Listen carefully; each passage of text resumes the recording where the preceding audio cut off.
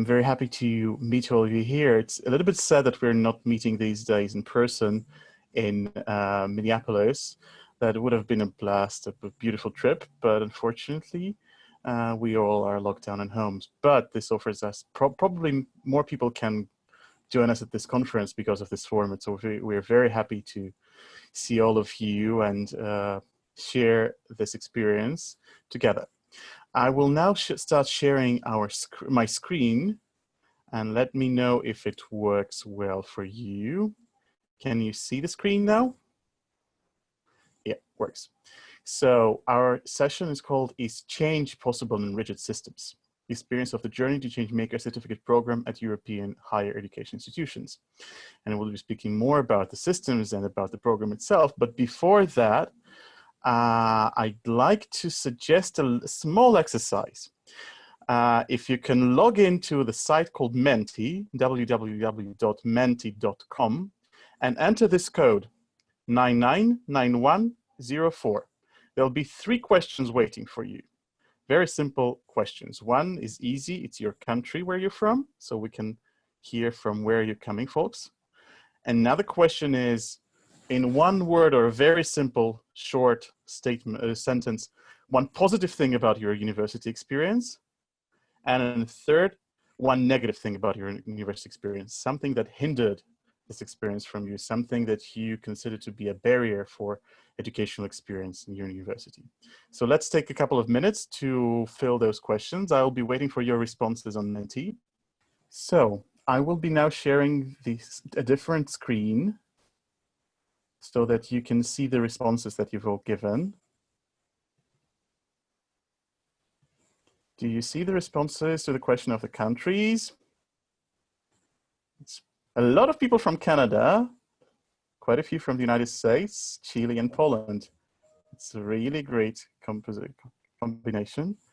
And then answers to the question about the positive sides of your experience.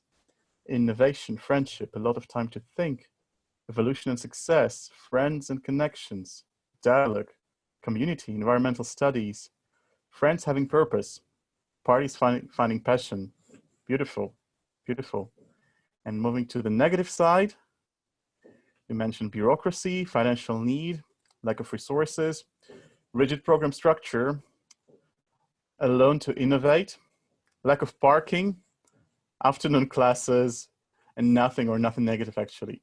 Thank you very much, guys. It's a very illuminating and very enlightening and fun also to know what the experience is. Sorry that we are doing this in this way because it would be a very time-consuming exercise to do it while speaking, but I'm happy now to give the microphone to Agata. Agata Staffy-Bartosik is an Ashoka Fellow. I think everyone in this group knows what a Ashoka Fellow means and who those wonderful people and amazing innovation social entrepreneurs are. And Agata also happens to be the director of Ashoka in Poland. Agata, welcome. Hello, it's absolutely lovely to be here. I didn't know we were the first session. Actually, this is good and bad because it kind of, you know, we might actually not have to compete with other wonderful sessions. But on the other hand, if you don't like it, you might get discouraged. So I hope we do a good job. Jessica Lax is watching, so I'll try to do as well as I can. Okay, if we could go to the next slide. So one of the reasons why you might have a problem with the parking place is because many universities are very, very old animals. And they are actually even older in Europe. What is interesting is that the oldest existing and continually operating university is actually in Morocco. So I just wanted, you know, everyone to know that the oldest university is actually in Africa. Right? That's where we all come from. But otherwise, the biggest number of the oldest universities is actually in Europe. And this is obviously great. We are extremely proud of it.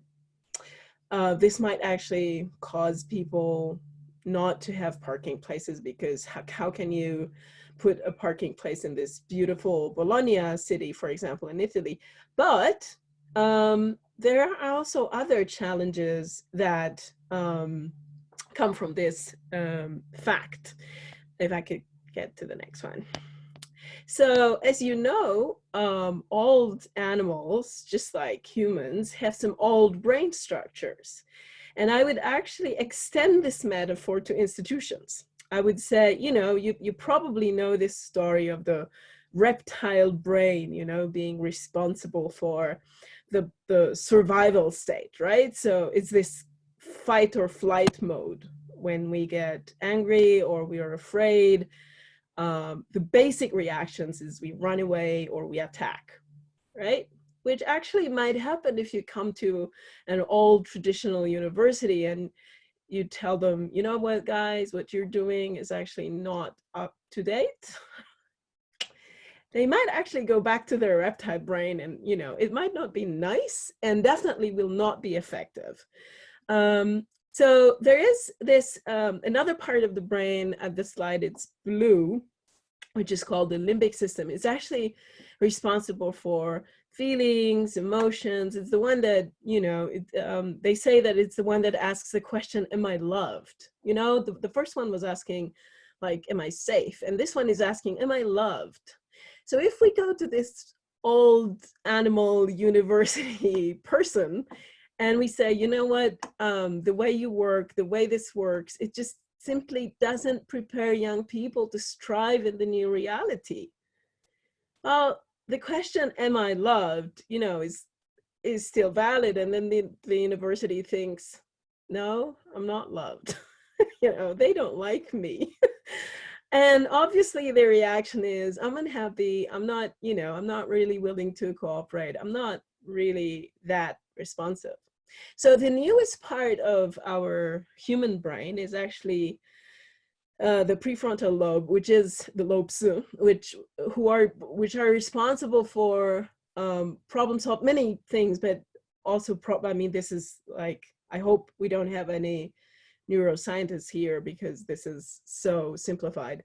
But the prefrontal lobes are actually responsible for problem solving, for all the learning, curiosity, all the things that actually kind of, you know, make us Homo sapiens different from other mammals, for example. And I think that this is the part that we really want to stimulate, right? So the way we want to, and of course, I'm making this metaphor between organizations, animals, and people. But the important thing is that when you work with a university, it's not a university, it's a group of people, right? You work with people. And obviously, these are people who deserve our respect, who deserve our recognition.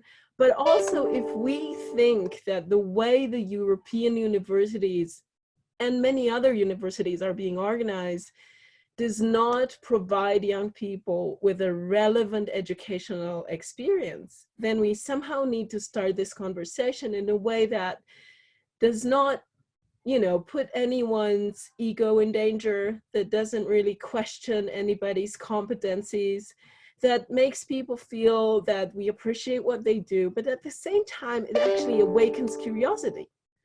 You know, it invites to co-creation. It doesn't say, hey, this is how you should do this, but it actually say, okay, so, you know, let's start discussing, but obviously to start discussing, we need to have the right conditions. And if we could go to the next slide, please. The important thing is that what we see, obviously, are just the symptoms, right? You probably all know this metaphor of the iceberg, or the most important things are under the water, right? So when we say that we would like higher education institutions to change in a way that would provide young people with the experiences that will help them to thrive and strive in the new realities, we actually cannot stop at the level of symptoms. So obviously, if we see that young people are disengaged, we can organize a competition and maybe some of them will get engaged, but that's a direct service, right? It doesn't really change the system. It just, you know, answers one problem, which is actually a projection of a problem that is much deeper. And that deeper problem might be at the level of the whole system, how the whole thing is organized. or it might be at the level of mindset. And at Ashoka, we like to say that at the heart of every not so well working or broken system, there is a broken mindset, which means that whatever change you want to see, you really need to go very deep. You need to be ready that this process is going to be slow, because for people to change, you know, the way they see the world, it really does take a lot of time. So basically, the way we thought of, you know, how could we approach higher education institutions in our countries was more about what are the mindsets, you know, why isn't it happening? There are so many smart, wise, educated people there. Why aren't they ready to change this system, right? And then what we notice is that there are some people that at Ashoka we like to call them intrapreneurs. So people who actually are inside the organization and who have already changed their mindset, or they naturally have an incredible one, and they do see that this change is actually necessary, needed. So then we felt like, okay, what can we do to support them? What would they need? How can we help them continue their work, see, you know, not to feel they are locked in their individual situation, right? But that they are at least a network of people, and maybe out of this network they could even become a team or a movement or a group, you know, something bigger that would make their work easier. So if we could get to the next one, we'd like to actually talk a lot about system change when we approach you know, the Ashoka's theory of change. And there is this really nice and elegant 5R framework. It was actually developed by USAID, which describes the system in a very simple way. And again, I'm a sociologist, so when I see this, it hurts, but still it's useful. It's really simplistic, but it is very useful. And it actually says that in every system and in every change that you want to have in the system, you have those 5 R's. So you have the resources that you want to put inside, you have the existing rules that keep the system together, you have different roles in the system, and you have different relationships between the elements of the system. And then you want to have certain results. So if you could go to the next one, here is an example of the higher educational system in Germany.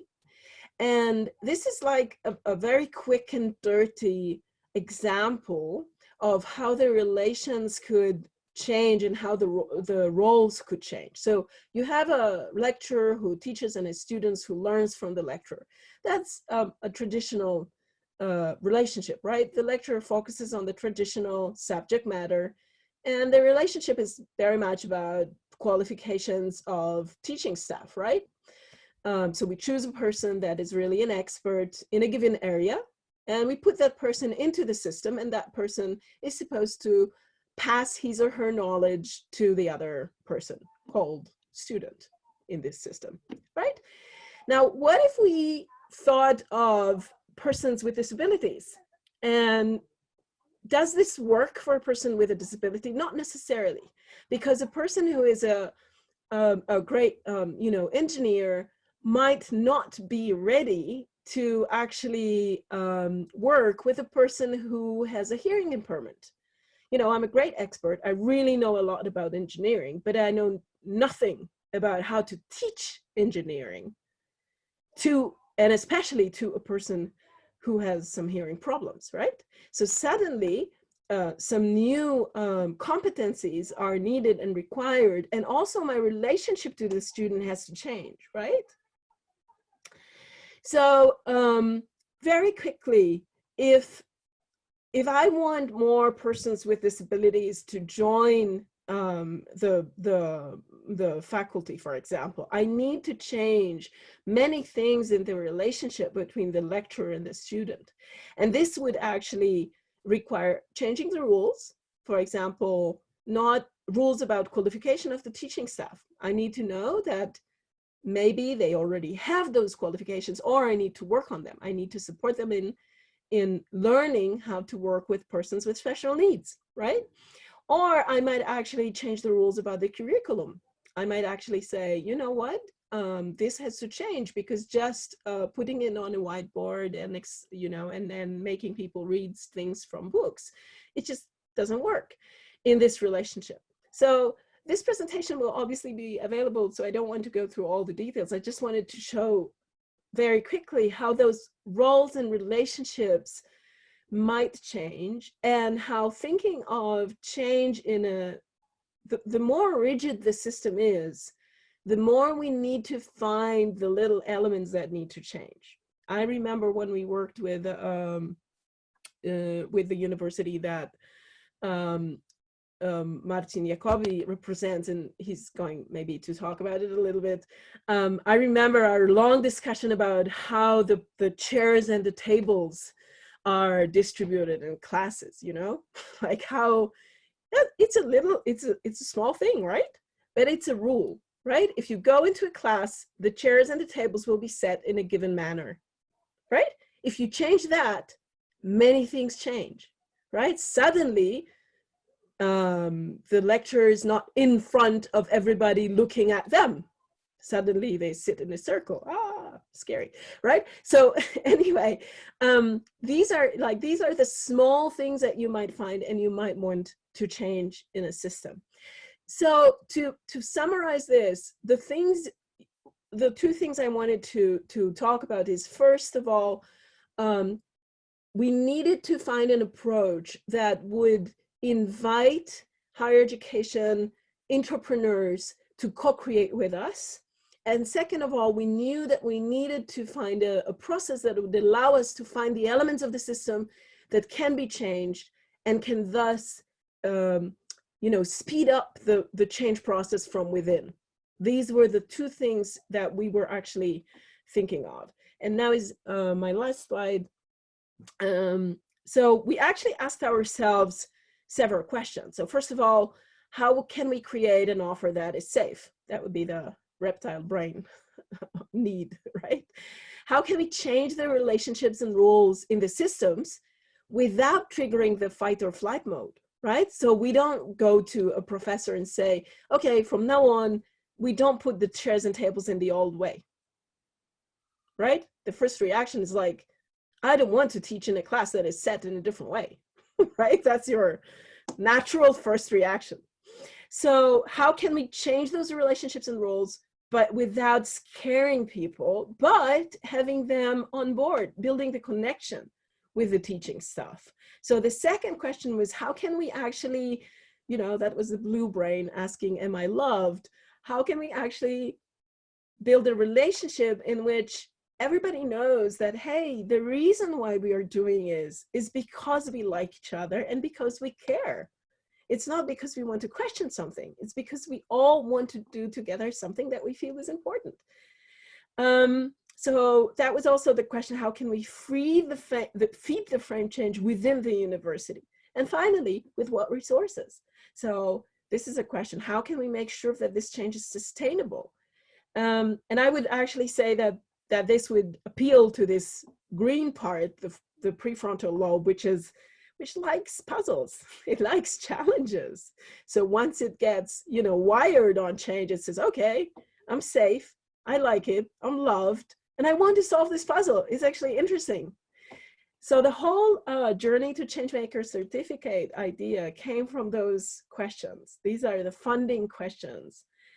Obviously, the questions feeding one big question, how can we have more changemakers in the world? Because we are Ashoka and we believe everyone should be a changemaker. Thank you very much, Agata. And I will take it from here, and I'll shortly and really briefly guide us through this program. My name is Misha Chernik, and I'm the head of the Journey to Changemaker program, certificate program right now, working from the Polish office in Warsaw.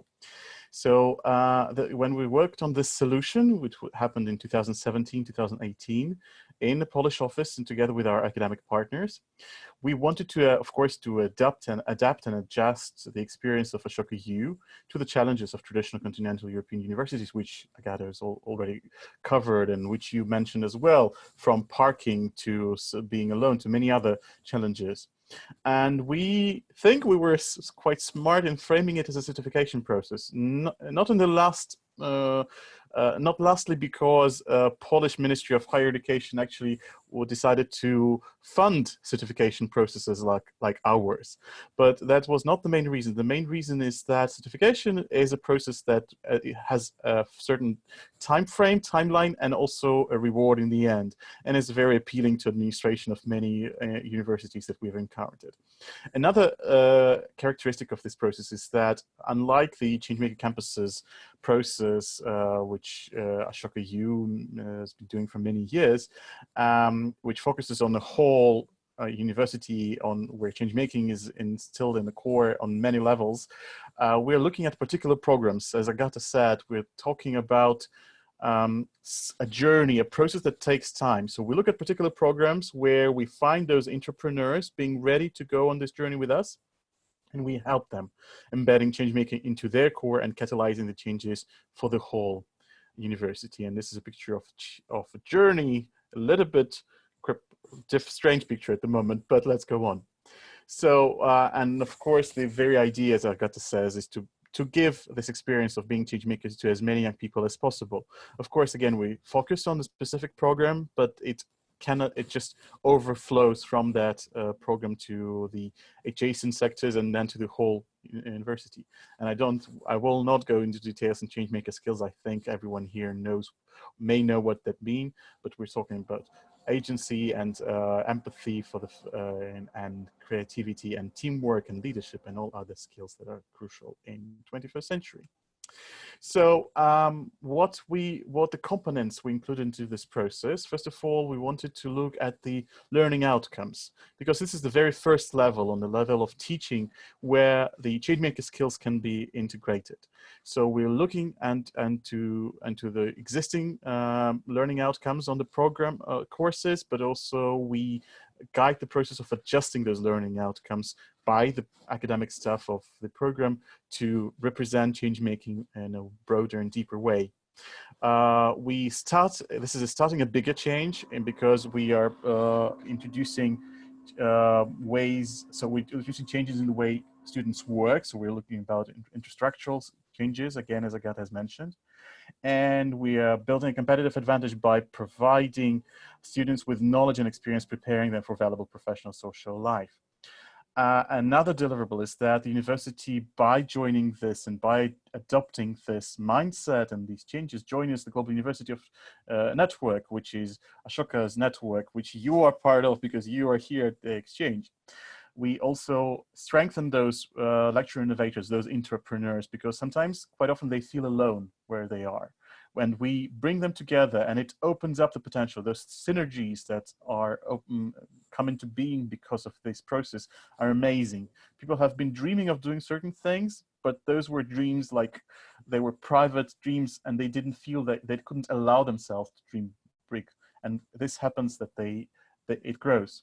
We, of course, create a strategy for actions for further actions by this program and by the whole university to strengthen the subjectivity, agency, and leadership. Very specific thing for European universities, the third mission, which is part of the Bologna mindset, of Bologna process, is actually speaking of that the university has teaching mission, a scientific mission, but also a third mission, which is a kind of society-minded mission. It's defined by in different ways by different countries, universities, and so on. So we will not go into the detail. So we're talking of this process in the end, that the benefits are more meaningful education, international recognition. One interesting thing, that it is a higher employability because the graduates become more skilled and adapted for the current changing world. It's a wider network of partners and universities. how we do this, and just a very short run through the process. We organize it in 6 steps. First of all, we come to the university with in-depth interviews. We interview the management, the academic staff and students, and we want to see what they think is important for this age, for these times. What is already there as their understanding of change making? What skills do they see as important in these days for students, for young people? We interview them, we compile it together, and we work from that point where they are, because we know that there is already quite a lot there. Then there's a second step when we organize an intense and interactive training for the academic staff to let them design or redesign the teaching program. And again, this is academic staff of a specific program. So we are taking the staff of this program to our partners from the University of Northampton in England. University of Northampton is one of Ashoka U Changemaker campuses, so we are very proud of this cooperation. They offer a learning design training called Cairo in their lingo. So we take the team of the academic staff of this certified program to Northampton for 2 days intensive training on learning design. So that would enable or empower the academic staff to include changemaker skills into their learning outcomes and validation methods. At the same time, for the managerial staff and for students, who sometimes we offer an opportunity to have a site visit at the university to see how the Changemaking campus operate.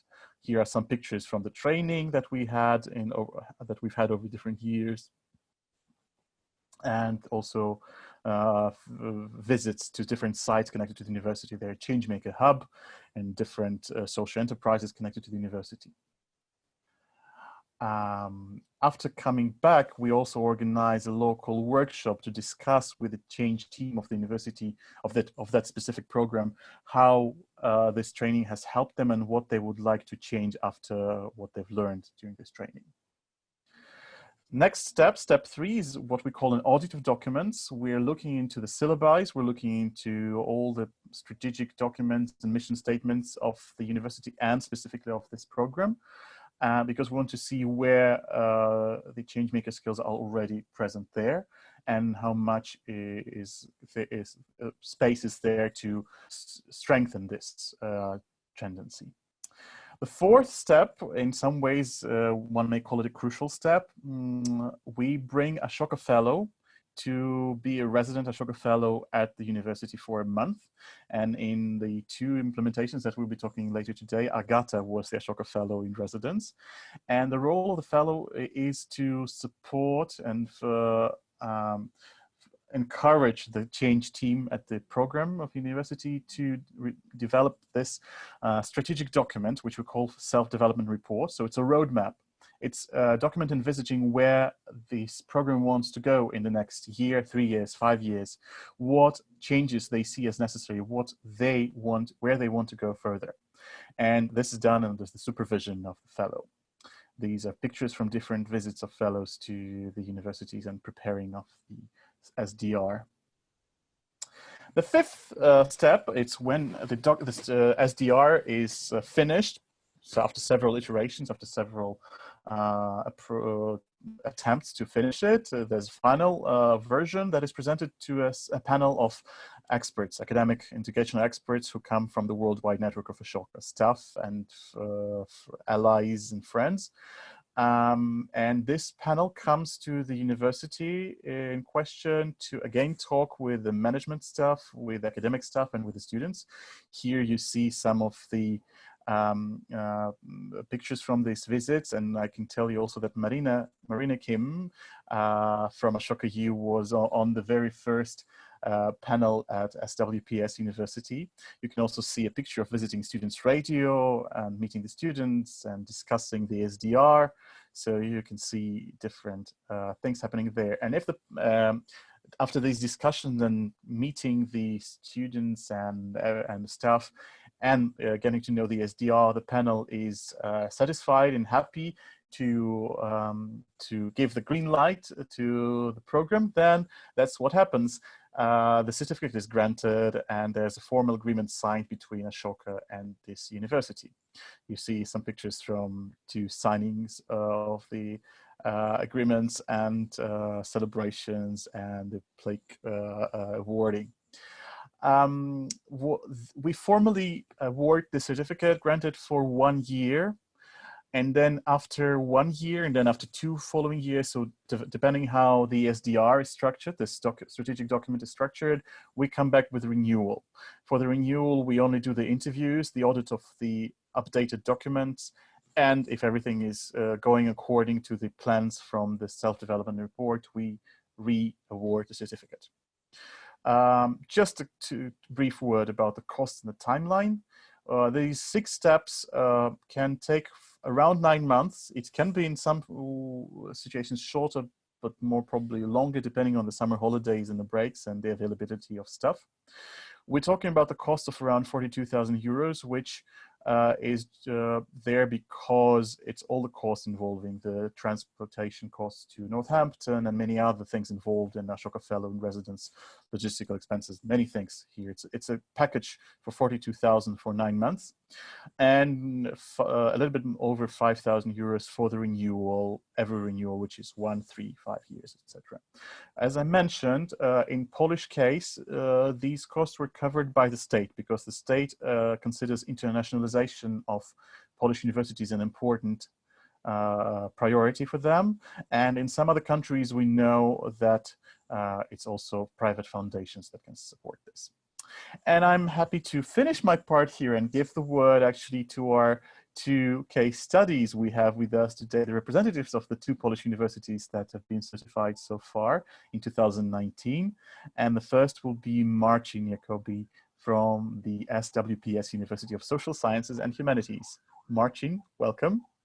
Welcome. Thank you very much. Thank you, Misha, for giving us a large part of the story that SWPS University went through. I'm very happy to see and to see all of you, or at least see your names. I'm very happy that we have a very international group here. I will try to say in very simple terms or very shortly about why we as a university engaged in J2CC process, what problems we wanted the process to tackle, and then what challenges we had. So basically just 3 very short parts. Before I start, just 2 words about the university itself. Misha, if you could just show the slide, please. So we are a private non-profit university, one of the biggest ones in Poland, very young, established in 1996, quite sizable, 14,000 students across 5 campuses. And many of the programs that we teach are in English, although the biggest number of programs are taught in Polish because Polish is our national language in Poland. Now, when we heard about the J2CC, we've heard about the possibility of working with Ashoka Poland on this. We thought that first of all, it was a very good opportunity to internationalize our university. As Misha mentioned, this was one of the programs offered by the Ministry of Science and Higher Education. And we were thinking about the network, we were thinking about the Ashoka Changemaker campuses around the world, especially in the Americas. As you might know, the UK is the only place in Europe, or rather near Europe, that has a Changemaker campus, while continental Europe doesn't really have any universities with Changemaker campuses. So we thought this would be a very nice way of trying to collaborate with universities in other parts of the world that went through similar processes. But we also thought about something that was even more important for our university, because our university specializes in psychology and social sciences. And since its very beginnings, we are very much society focused, and we are very much focused on either giving back to the society or doing research on some of the issues that are very, very up to date and what is happening around the university or in Poland, in the country where we are situated. And many of our faculty have been very much engaged socially, have exhibited a lot of traits that we would identify with change making. But without the language and without the narrative, the university played a very passive role in being a place of change makers. And we're very much aware of this, because when we are looking at the research that is done, we're doing at the teaching innovation that were being conducted or introduced, we thought that, well, already, you know, there is so much change making happening in the university, but we don't recognize it as an institution. You know, there is no framework for actually showing people, yes, what you are doing is valuable. Yes, as a university or university leaders, we do care about this, and we think it's important we recognize it. So we thought that J2CC would give us such a framework and such a structure, we would actually be able to empower these people and to make the things that they do even better and have even more influence. So these were some of the things that we thought about when we set out on the journey. But in the process, we discovered that actually a very big value of the whole process for us is the restructuring of the teaching process. In Europe, Misha mentioned the Bologna process. We have a very rigid structure of how higher education should look, and we have this this name called intended learning outcomes, which is a very, very rigid structure of what a student should learn, what skills, what knowledge, what social competences at each level of the higher education. So the very big challenge for us was to try and put the change-making thinking, but also very, very concrete elements, and somehow embedded into the learning outcome structure.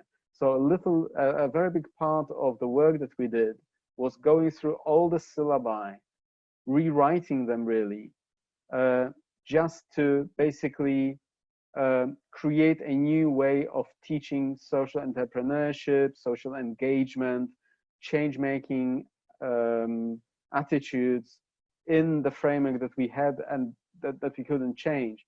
So this was a very, very interesting process of actually working. It was quite involving time-wise, and for all the faculty of the department that was taking this challenge on, which was the Department of Management and Leadership, to try and embed the change-making into the whole system. So this is something that we did achieve, and it was very interesting to actually have everything somehow saturated with change-making, the syllabi, the teaching programs, the attitudes of the faculty. And this was something that was definitely a very, very new achievement for us. What it also made was that the challenge of creating a narrative was somehow addressed, because having change making, and actually the word itself is very difficult to translate into Polish.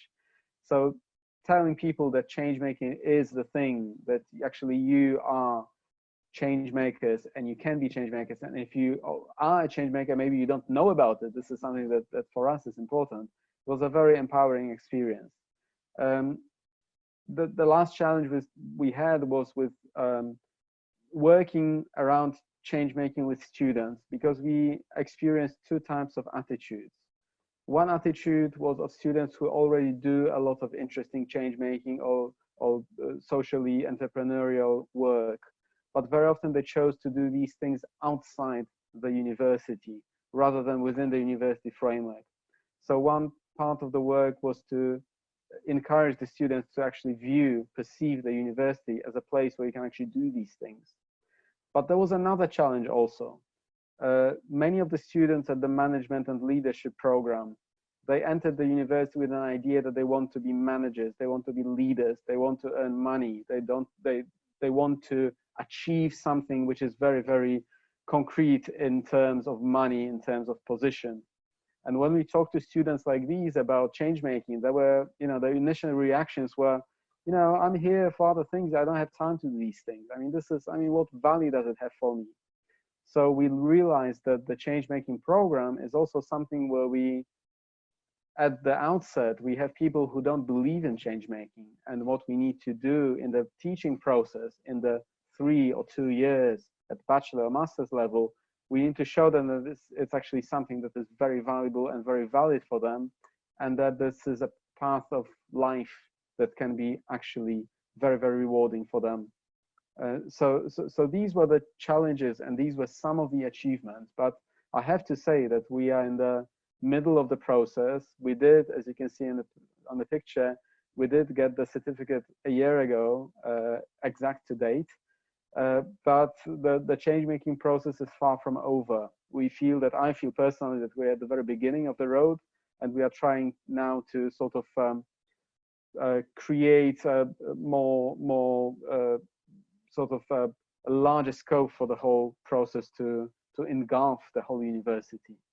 So I hope we can make it. So this is our case, and I know we have very little time, so I have to stop here. Thank you. Thank you very much, Marcin. And now I'm giving the floor to Roland.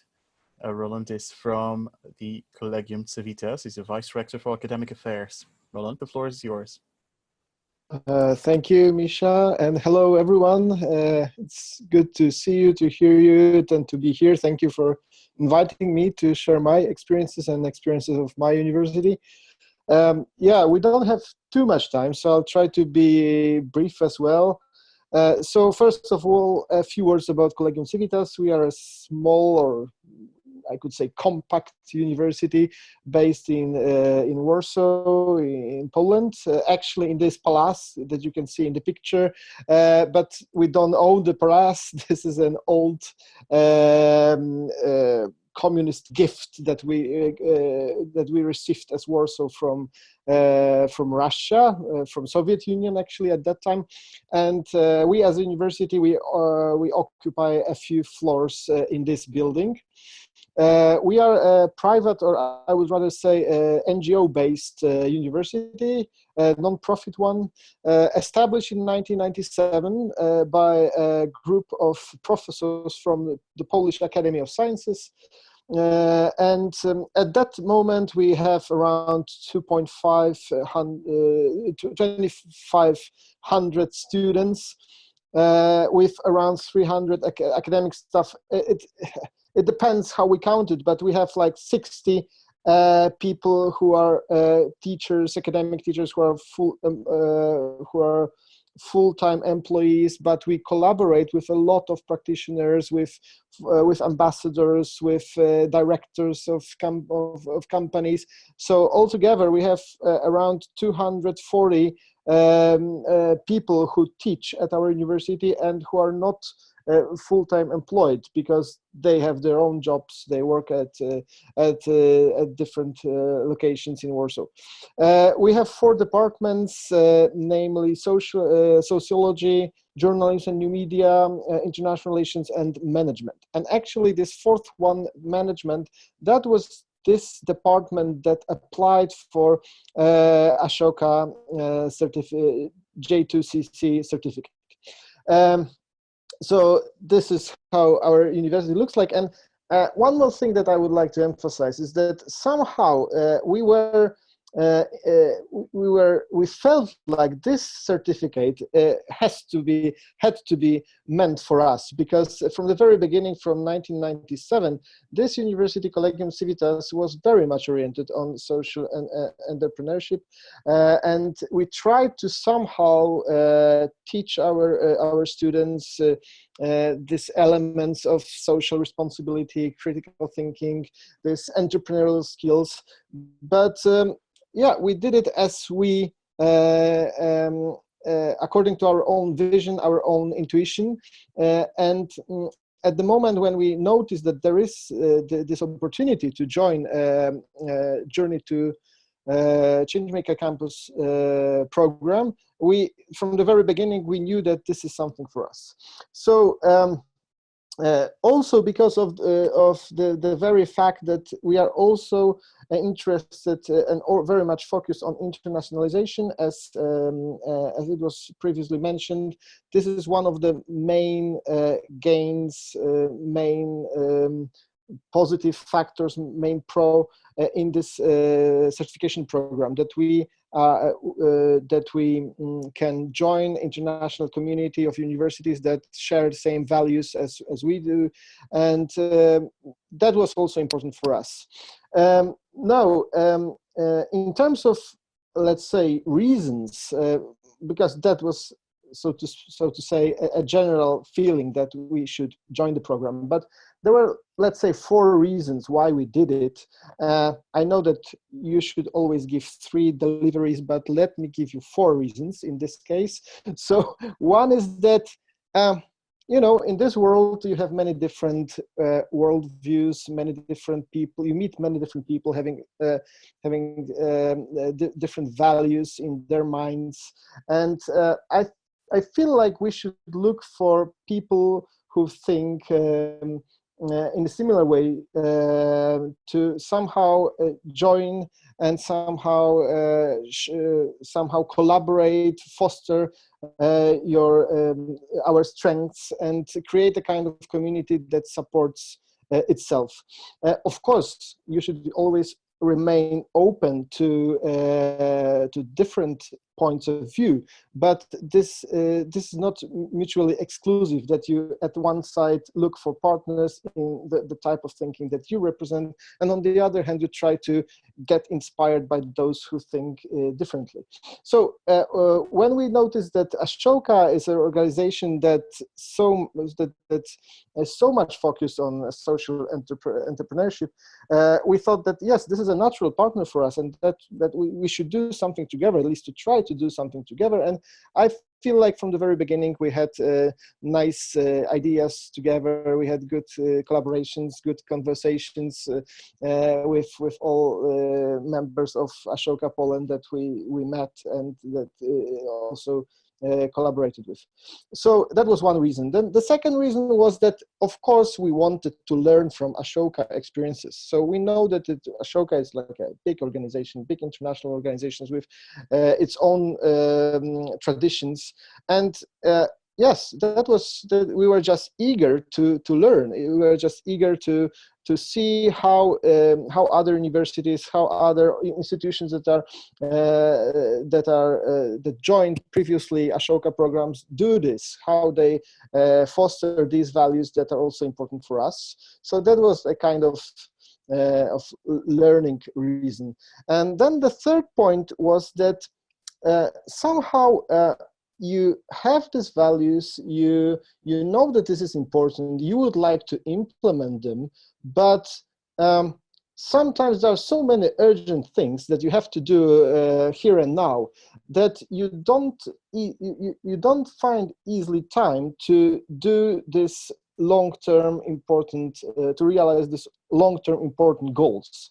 And when you apply to a formal program, it somehow forces you to implement what you consider important, and it forces you to think strategically. It forces you to be more long-time oriented, and this is a kind of a motivation that we needed, or at least, as it was also mentioned, this change team that we somehow established at our university. This team needed a kind of good argument to convince the rest of the faculty that this is something important, that we should invest our time and energy here and now to implement it.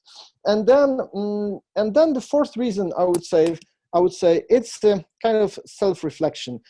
When you join a program like this, you have time and you have also a good motivation to think about yourself, about your university in a critical way. And this is exactly what we did. And this was also emphasized by one of the Ashoka fellows that visited our university. It was Luca, who said, yes, what you should do and what it's a good time to do now, it's to self-reflect about on what you're doing and how your university looks like, how you really try to implement, how you implement these values and these skills, this entrepreneurial, social entrepreneurial attitudes at your university. So yeah, that was a good occasion. So yeah, that was the reasons. And then how we did it, actually, it was all explained by Misha previously. So in our case, just let me tell you about this self-development report.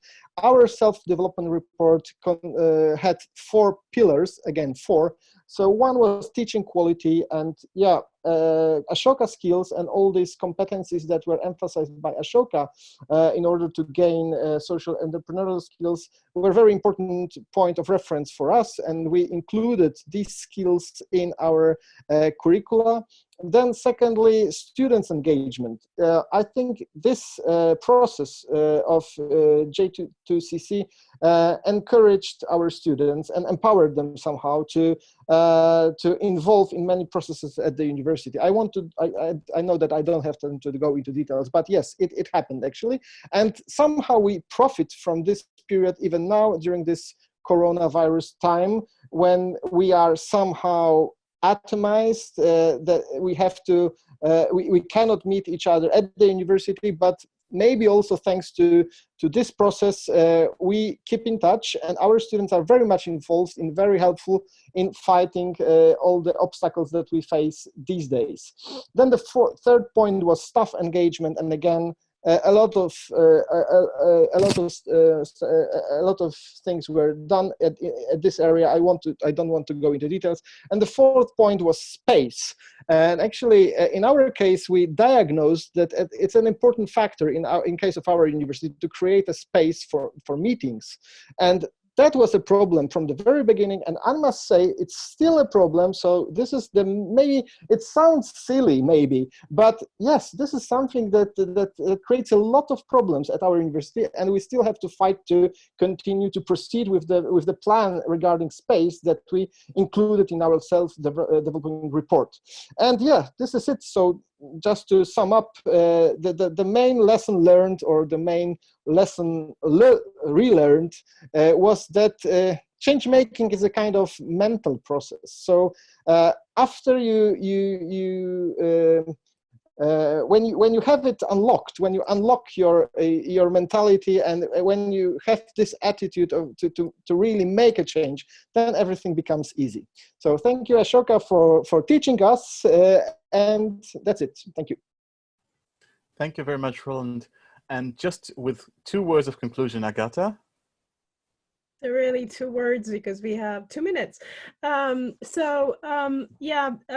Thank you very much for this. I'm actually pretty moved by what Martin and Roland said. It's cool to know that we were useful. Going back to what we said, as you can, I think it's very important what you, Roland, said at the end. And if you can remember this iceberg image, it's very much about the mindset. And the whole thing is, how can you negotiate with the mindset? And our approach is by little steps. And there is something that actually Martin taught me. As I don't know if you mentioned it, actually, he's a renowned sinology expert. He's an expert on China. And there is this saying which says that even a 10,000 miles journey starts with the first step. Actually, what Martin told me is that the original version is that this journey starts under your feet. And I personally think this is a wonderful thing.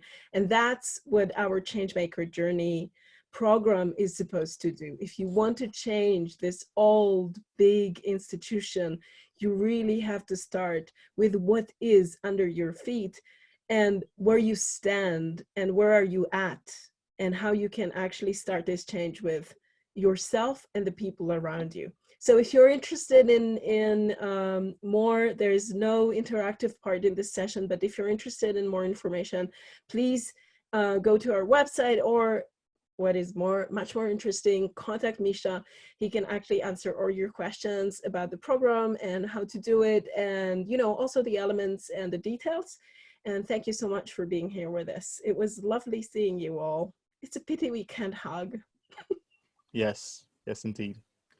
Jessie? Yeah, thank you so much, everybody. It's been a real pleasure. And we'll make sure that folks get the slides who registered for the session.